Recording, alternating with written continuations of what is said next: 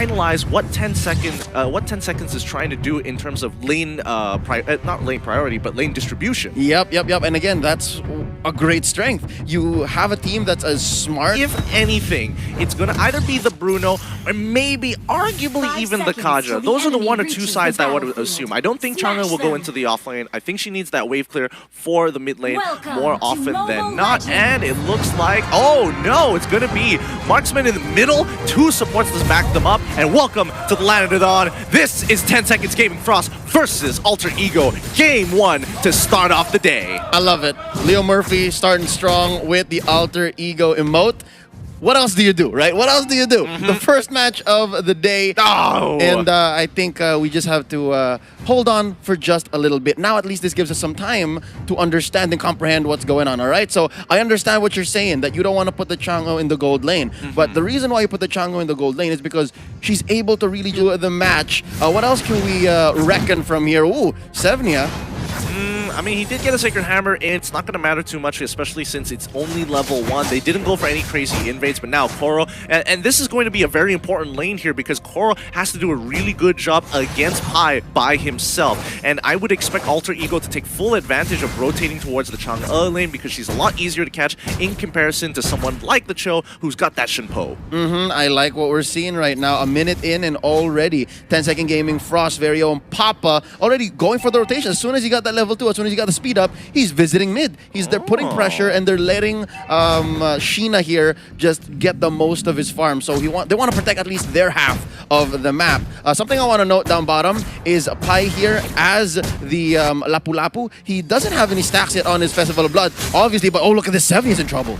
Yeah, 70 is taking a little bit of damage here, and just looking at the battle spells, we see no executes from the side of Alter Ego. So honestly, they go aggressive, it's fine, but they don't want to trade kills back, and especially when you don't have an execute to get that quick pop, then all right, no worries. We'll get you later. We'll get you later. And you know, back to the point again. Pai here with the Festival of Blood on the Lapu Lapu. I give the advantage to him. Up until I saw that Koro had high and dry. Very rarely do we see Cho with high and dry these days because we mostly see tank Chos now. And now this Cho with the high and dry, I'm liking it because as long as nobody rotates into that lane, Koro has the damage advantage. Now, here's where it gets a little bit risky here. The rotation just to cut off anybody from walking into the jungle side. Turtle, it's important. Obuya, he's going to take a little bit of damage here, but Yam is already there to zone them off. Turtle has been taken away, but again, 10 Second Gaming Frost have no real entry point. The Meteor Shower coming onto Yam, chunks him out, but not enough to kill him just yet. Udil takes a little bit of damage, but again, as you can see, Loyi has so powerful abilities with the rotation, with the dispersion as well in the earlier stages of the game. Big damage. And this is Udil with the magic worship. It's oh, look at this, Sheena. This is what I'm talking about. There's so much effort involved in 10 Second Gaming Frost protecting their own side of the jungle, and that's only if Alter Ego Esports rotates, and that was until I saw that Selly Boy hitting level 4. So Mountain Shockers into your own jungle, you run the risk of, if Retribution's not online, if it's off of cooldown, then you run the risk of losing your purple, you run the risk of losing your orange, and Imperial Justice as well. He can't get out of there. He already used his Shunpo. A single micro mistake costed him his life. Oh, I love the micro decision making here. Pai was all like, yo, burned flicker, jump in. So good. It's so good. But this also allows Alter Ego to kind of disperse because Loyi is doing a really good job just continuously pushing the mid lane, allowing the supports to kind of roam around, and they can start taking advantage of these weaker side lanes by cutting their waves, start invading their jungle, start pushing ahead in gold. I like what Udil here has done as well. Hold up, big fight in mid. Imperial Justice on Koro once more, and this time he can't really get out of this. Yam is able to lock him down. Papa looking for some return kills. Yam quickly flickering on out of there because Venya getting right on top. Rotation cutting off one. Pai trying to get another. He jumps on in. The Divine Justice ain't enough. It's going to be 3 dead, and Pai can't seem to get out of here. Finally a return kill. 3 for 2, but at what cost? I think I was relatively safe for 10-second Gaming Frost. Like, they knew that if we did not pick this fight, if we just let go of these 2 for none, instead of going for the 3 for 2, then they would have lost the turret, possibly, and they just would have given it up. So I think that was the necessary evil. And if anything, I think 10-second Gaming Frost won out in the end because Sheena didn't fall at all. I mean, true, Sheena didn't fall, but you have to admit, in terms of gold, at least Alter Ego are trading upwards. And you've already created this slight disparity of gold, which is absolutely fine. But then again, Imperial Justice landing on top of the rotations. Svenja is going to be pushing it out. Implosion doesn't connect. Real good moves coming out of Leo Murphy. So far, all of Sevnia's implosions have been reactive. So I'm looking forward to seeing this Tigreal do a little better. Do note, he also has tenacity. So this is a little bit of an old school Tigreal. This is Tigreal that just wants to stay alive. We're used to seeing tanks these days rock Concussive Blast to be able to clear waves faster. And hold up, here we go. Pi has lethal intentions from the back. Yeah, oh, Koro! He tries to flicker out of the way, but he honestly had no real option there, especially when Sully Boy had cut off his back line. And now they're going to start invading for the Soul of Lava. Can they even contest? It's going to be a 3v3 situation with their 4th just whacking away at the turret single-handedly to get ahead in that gold and breaks the turret on top of everything. Alter Ego right now dominating the bottom side of the jungle.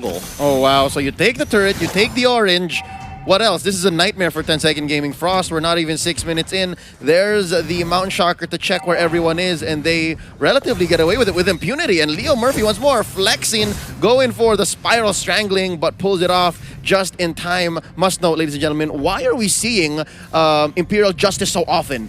Check out Leo Murphy's emblem. That's going to be pull yourself together, which lowers the cooldown on your ult, and of course, your death timers. And so far, he's been going in pretty safe. Yeah, and especially with such a key ability like Imperial Justice, having it off of cooldown is going to be more relevant in this game. But more importantly so, we've got 45 more seconds until Turtle's going to be back up, but they're not stopping Pi down onside the bot side. Oh wait, Divine Justice landing onto Yam here, securing that kill, helping Sheena get ahead. However, they're losing pressure all across the map. That's a lot of pressure that's being placed onto Alter Ego Esports because of the Kaja. But I think at this point, man, I figured out. They have overloaded 10-second Gaming Frost because Udil has Purify. So, save for the Divine Judgment by Kaja, everything else can be purified.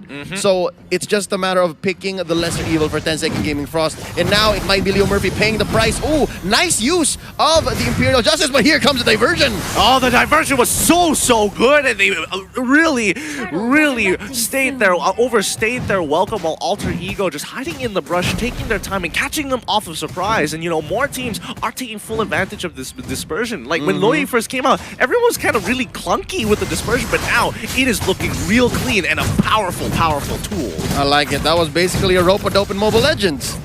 That's what that was.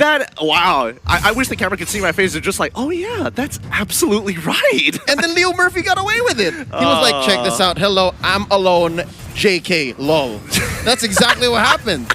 And I think he pulled a sticker too, so essentially he's tilting 10-second Gaming Frost. I mean, Alter Ego doing a really good job here, and I think 10 seconds just aren't expecting this kind of pressure as Alter Ego continuously making moves effectively and efficiently. 10-second Gaming, good decision, don't go through the jungle, little dangerous there. Svenja is going to be able to take a little bit of that damage. It's going to be A-okay, but Alter Ego, the 3-2 setup, 3 on top side, 2 on bottom, just forcing 10-second Gaming apart.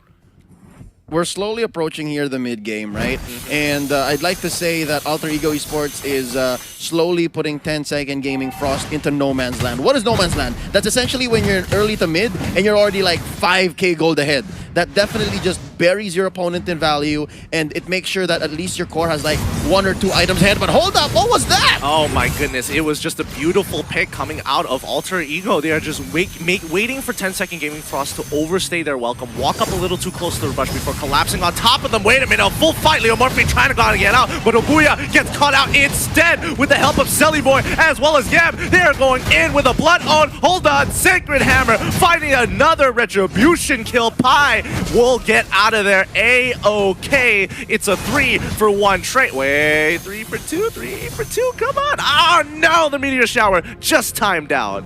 That's what I love about Lapu Lapu. Like, he should have been punished at least twice in that whole 10-second window. But the fact that it's on such a talented player like Pi, and of course the fact that this hero, I put him again, I talked about this yesterday, I put Lapu Lapu in this bunch of heroes alongside Lancelot and Benedetta, wherein the only difference between them is Lancelot deals more damage, he's a little more mobile, Benedetta has more utility, Lapu Lapu, he has the AoE and the shields.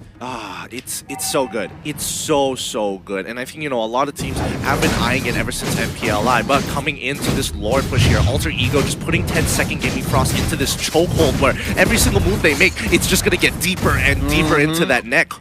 About what, 6-7 minutes? They're already taking their oranges and purples. Right now, what? A quick no-blink Lord take. And what's next? After this, by the way, ladies and gentlemen, First Lord enhances the siege minions. So already the choke that Alter Ego has put on the 10-second Gaming Frost is just gonna get worse. They're gonna be able to leave waves cleared and just move on to clearing the rest of the map. And a quick item check here. Selly Boy is building up to his, I believe, 4th core after the boots. And on the other end, we're looking at Sheena. Not a good look for Sheena. Not a good look at all. And I mean, oh boy, Alter Ego. I mean, Selly Boy has been accredited in MPL Indonesia naturally as being a fairly, I wouldn't even say fairly, an unfairly player, because he is just so quick on the farm, he is so efficient and so mechanically gifted. He is literally 14k compared to his entire team. He nearly doubles their value single-handedly. Ooh.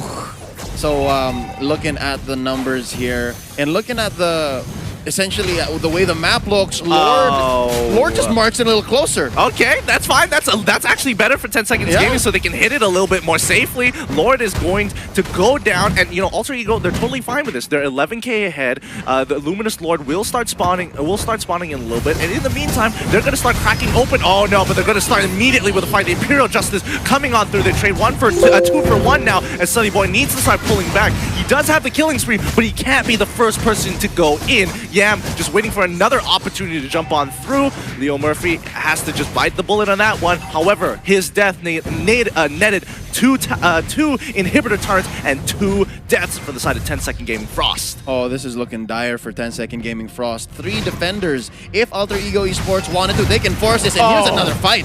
Speaking, I mean, you got it right on the dot. Force it, they did, and they did an amazing job as they look to end this game. Oh boy, as the rest of 10-second Gaming Frost is coming out of their base, they need to start pushing them out right here, right now. Svenja getting hit by that rotation, and now Alter Ego, they've done their damage. They're getting on out of there. If this was anything but a Chango and Papa, this would be a nightmare. This would just be over since that second forced fight. So I think 10-second Gaming Frost, they have some hope here, but hold up. Pai goes in. Yep, he gets hit by the Divine Justice. Yam comes in just behind, forcing the Winter Truncheon. This might be a little bit of a mistake and a little bit of an overextension from Alter Ego as the rest of 10-second Gaming Frost looking at looking point. Selly Boy all by himself. He needs to make it through. The killing spree gives him a little bit of health, but not enough to stop this game. Udil looking to end it. Koro as well. What a fight this has been. It's a 1v1 between Udil as well as Koro, but it's not enough. Udil has way too much damage, and he will single-handedly make sure he dominates his opponents and secures this game. That's GG. Well played to Alter Ego.